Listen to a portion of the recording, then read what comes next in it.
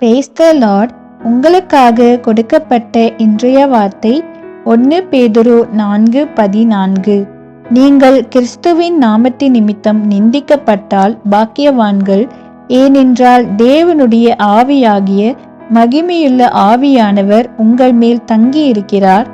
அவர்களாலே தூசிக்கப்படுகிறார், உங்களாலே மகிமைப்படுகிறார்.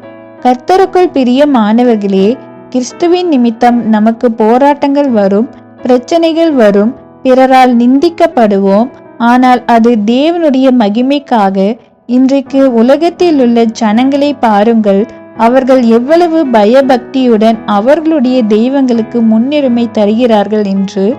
ஆனால் தேவனுடைய பிள்ளைகள், கிறிஸ்து என்பவர் நம்மை போல் ஒரு மனிதன் என்றும் அவருக்கு முக்கியத்துவம் தராமல் தன் இன்பத்துக்காகவும் தன் எண்ணங்களின்படி வாழ்ந்து கொண்டிருக்கிறார்கள்.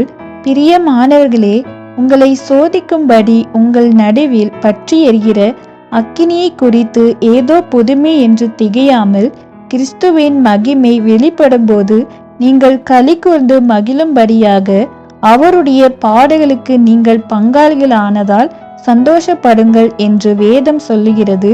தேவன் உங்கள் மேல் தங்கி இருப்பதால் கிறிஸ்துவின் நாமத்தின் நிமித்தம் நிந்திக்கப்படுவீர்கள். ஏனென்றால் உலகத்தின் ஜனங்கள் அநேக பாவங்களை செய்வார்கள், கர்த்தருடைய நாமத்தை தூஷிப்பார்கள். ஆனால் நாமோ கர்த்தருக்குள் பரிசுத்தவான்களாக இருக்கிறோம்.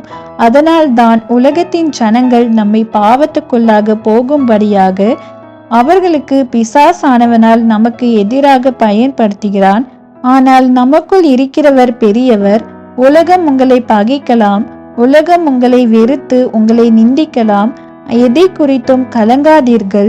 ஏனென்றால் தேவனுடைய ஆவியாகிய மகிமையுள்ள ஆவியானவர் உங்கள் மேல் தங்கியிருந்து உங்களை கைவிடுகிறவர்கள் மத்தியில் அவர் உங்களோடு இருப்பார்.